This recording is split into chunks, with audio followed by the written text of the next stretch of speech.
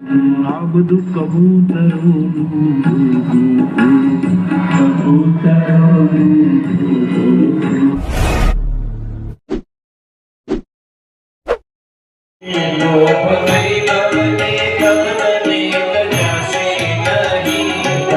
ગઢપણમાં ગોવિંદ ભજાશે નહીં,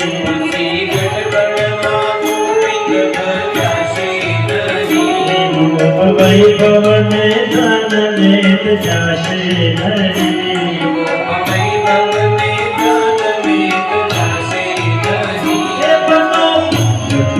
પ્રભુના જીવન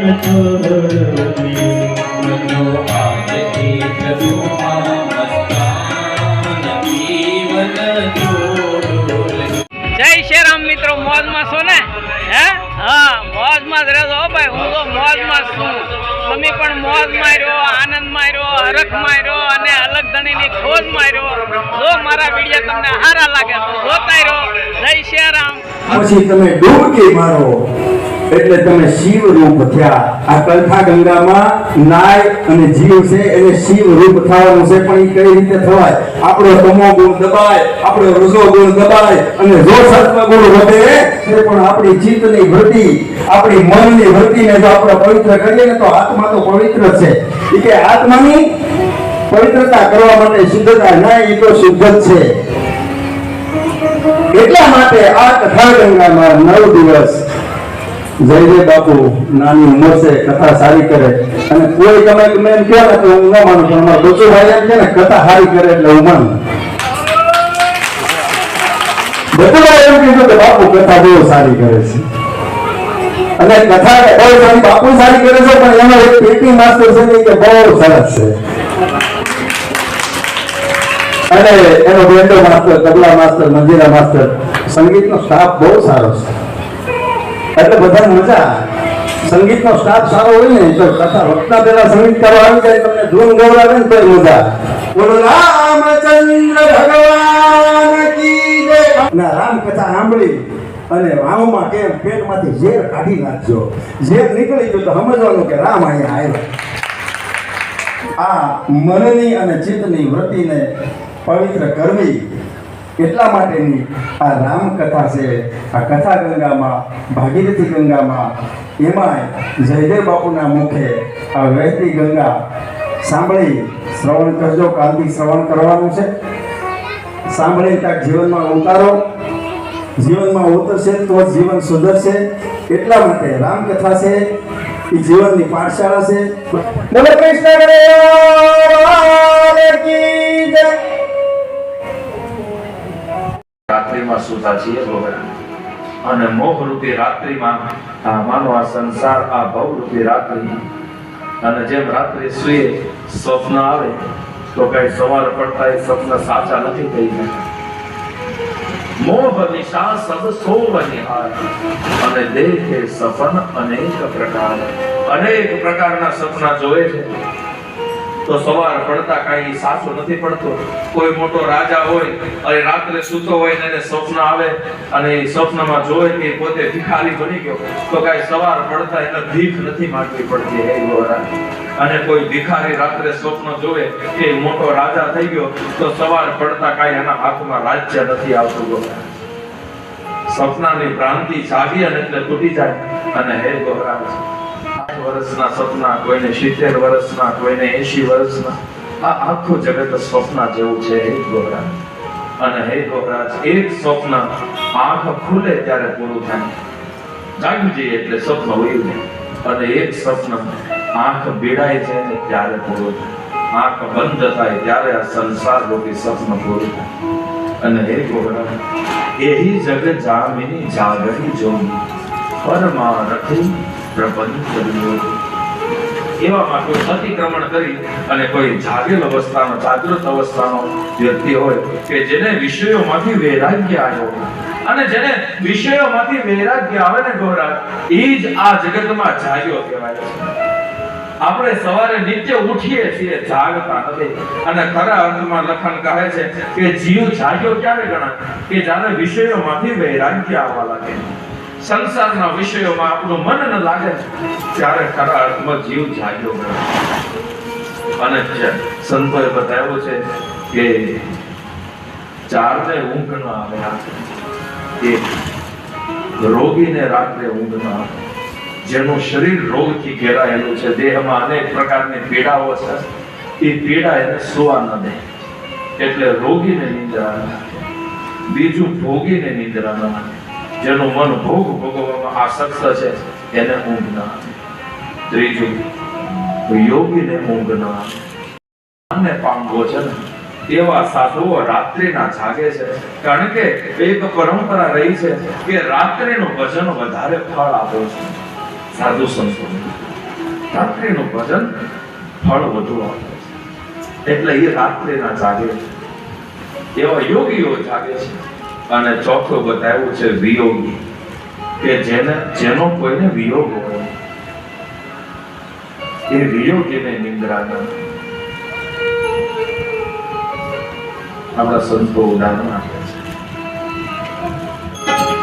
ચકો અને ચકલી, સંતો કહે છે કે ચકો અને ચકલી એ રાત્રિના વિયોગી પક્ષી છે. રાત્રે સૂર્ય આથમી જાય પછી સામું સામું પણ જોતા નથી. બીજા દિવસનો સૂર્ય ઉગે ત્યાં સુધી એની જગ જામની જાગરી જોગી પરમારથ પ્રપંચ વિયોગી. અને જાગે જતા સપન બ્રહ્મ જાય. જાગી જઈએ ને એટલે સપનાની ભ્રાંતિ તૂટી જાય. એમ પરમ તત્વ જીવનમાં સમજાઈ જાય ને ત્યારે આ સંસારની પર ભ્રાંતિ તૂટી જાય છે. જ્યારે ભીતર જ્ઞાન પ્રગટી જાય ને ત્યારે સંસારની પણ ભ્રાંતિ તૂટે. એમ એક વખત આ સંસારમાં પણ જીવ જો જાગી જાય ને તો પછી એને આગળનું ભોગવવાનું રહેતું નથી.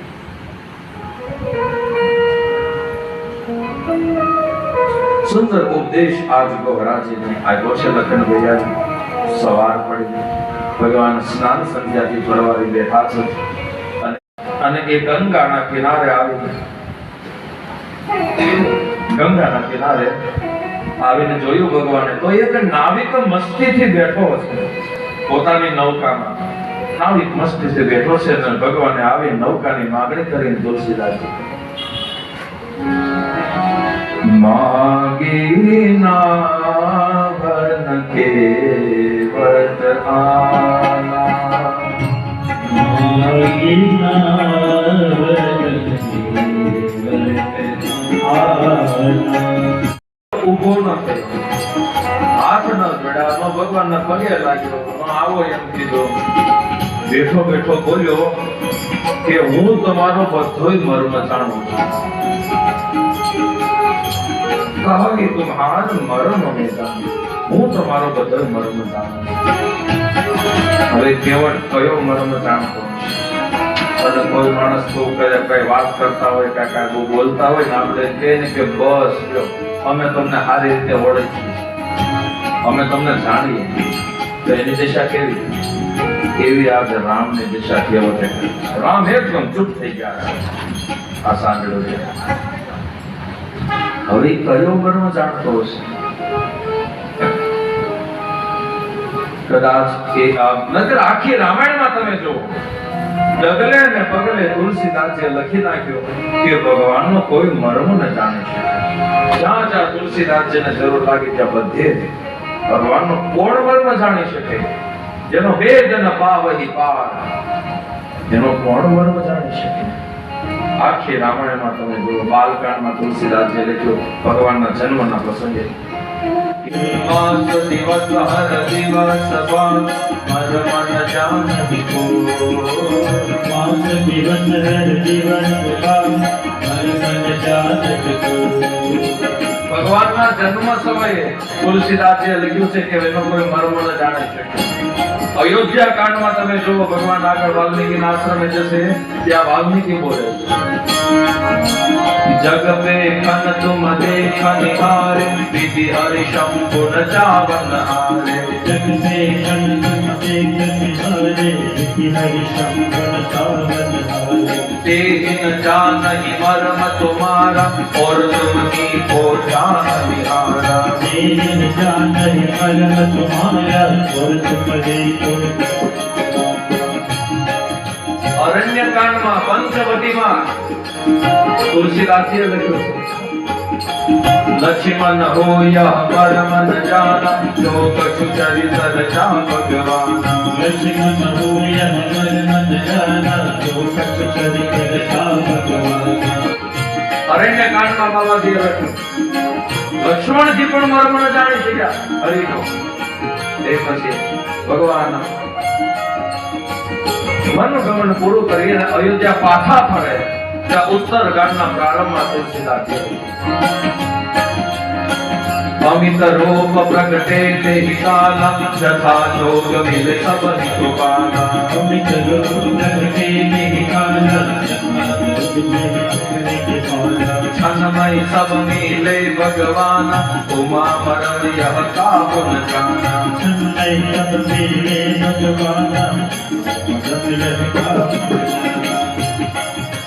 ભગવાન વનવાસ પૂરો કરીને અયોધ્યા પાછા પધારે ત્યારે પણ તુલસીદાસજીએ લખી નાખ્યું કે ભગવાન ક્ષણવારમાં આખી અયોધ્યાને મળ્યા કેવી રીતે તો કે એનો કોઈ મર્મ ન જાણી શક્યો છનમય સબ મિલે ભગવાન ઉમા મરણ્ય કાબુ ન જાના અને દેવતાઓની સ્તુતિમાં દેવતાઓ બોલ્યા પાલન સુરા કરણી અજપૂત કરણી મર મન જાનકી તો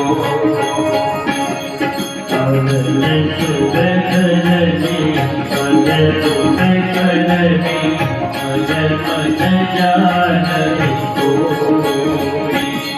શારદ શ્રુતિ से सारे सिया अशेषा का कहु कोई नहीं जा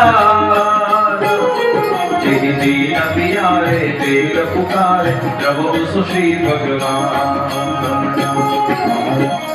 આખી રામાયણમાં તુલસીદાસે લખી નાખ્યું કે ભગવાનનો કોઈ મર્મ નથી અને આયા કેવટ એવું કહે છે કે હું તમારો મર્મ જાણું છું તો એ કયો મર્મ જાણતો હશે કેવટ કદાચ એ આ મર્મ જાણતો હોય છુવત શિલા ભય નારી સુહારી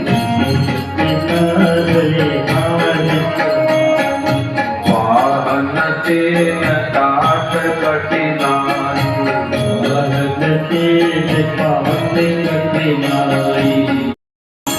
કે ભગવાનનો પગ પથ્થરને અડે તો એમાંથી પણ નારીનું સર્જન થાય છોવત શિલા ભય નારી સ્વય અહલ્યાની વાત સાંભળી છે કે આટલી કહેવત કે આ ભગવાનનો પગ પથ્થર ઉપર પણ અડે ને પથ્થરને પણ તો એમાંથી પણ નારીનું સર્જન થાય અને મારી નૌકા તો લાકડાની છે અને એમાં જો ભગવાનનો પગ અડે ને એમાંથી પણ જો નારીનું સર્જન થાય તો એકનું ઘરે માઇન્ડ પૂરું થાય એમાં બીજીનું કેમ કરે પાછું ઋષિ પત્ની ઊભી થાય તરનીય મુનિ તરની હોય જાય ઋષિ પત્ની ઊભી થાય તને કેવટ બોલ્યો છે ભગવાનની પાસે પણ કેવટ જે મર્મ જાણે છે એ સમજવા માટે પાછલી રાત્રિમાં જવું પડશે જ્યારે લખન અને ગોહરાજ વાતો કરે છે ત્યારે લખન કહે છે કે હે ગોહરાજ આ કોઈ સામાન્ય નથી આ પરાત્પર બ્રહ્મ છે જેના ચરણમાં એવી રજ છે કે જે પતિતોને પાવન કરે આજે વાત કરે છે ગોહરાજ અને ગોહરાજ અને લક્ષ્મણજી અને કેવટ પાછળ ઊભો સાંભળે છે અને વિચાર કરે કે શું ખરેખર ભગવાનના ચરણમાં એવી રજ છે કે જે પતિતોને પાવન કરે તો લાવ એના બે પગ ધોઈ અને બધોય પદાર્થ હું લઈ લઉં કારણ કે નથી અમને વેદ મંત્રો આવડતા નથી અમને સ્તુતિ સ્તોત્ર મંત્ર કાંઈ આવડતું આજ ભગવાન આવ્યા છે ને તો એના બે પગ ધોઈ પદાર્થ બધો હું લઈ લઉં ત્યારથી કેવટે પગ ધોવાનું નક્કી કર્યું અને પછી ગોહરાજને મળે છે કે હે મહારાજ મારું એક વરદાન તમારી પાસે લેણું છે તમે કહ્યું કે કેવટ પાણી લાવી દે નહીંતર મારા પ્રાણ નીકળી જાય અને મેં તમને પાણી પાયું ત્યારે તમે કહ્યું કે કેવટ માગી લે તે મારા પ્રાણની રક્ષા કરી એટલે મહારાજ એ સમયે મેં નહોતું માગ્યું પણ હવે હું માગવા આવ્યો છું તો મહારાજ તમે શૃંગેરપુરમાં જાહેરાત કરાવી દો કે કાલે સવારથી સાંજ સુધીમાં ગંગાના આ કિનારે મારા સિવાય કોઈની નૌકા રેવી ન થઈ. હું એક જ અહીંયા નૌકા રાખીને બેસીશ. અને બીજું કે તમારે કાંઈ બોલવાનું નથી. હું જે કરું છું તમારે એક શબ્દ તમારે નથી બોલવાનું. વચન બંધાયા અહીંયા બોલાય. અને કેવટ બેઠો બોલ્યો છે કે હે મહારાજ, જો મારી નૌકામાં તમારે બેસવું હોય ને તો મને પગ ધોવાનું કહેવું પડશે. હું માગીશ નહીં કે મને પગ ધોવા દે. તમારે સામેથી મને કહેવાનું કે કેવટ પગ ધોઈ લે, પછી મારી નૌકામાં હું બેસાડીશ. મારે કે મારી નૌકામાં જો બેસવું હોય તો તમારે મને પગ ધોવા દેવા પડશે. આ હિંમત મારા બાપ સુધી પહોંચ્યો અને લક્ષ્મણે ભાથામાંથી તીર ખેંચ્યું કે હમણાં મારી નાખવાને. ત્યાં કેવટ જોઈ ગયું. કેવટ વિચાર કરે કે કમાલ છે, મોટો ભાઈ માગણી કરે ને નાનો હથિયાર દેખાડે. કહ્યું કે હે મહારાજ, તમે મને મારો ને તો એમાં મને કઈ નુકસાન નથી, મને તો ફાયદા છે. એમાં મને તો ફાયદા છે.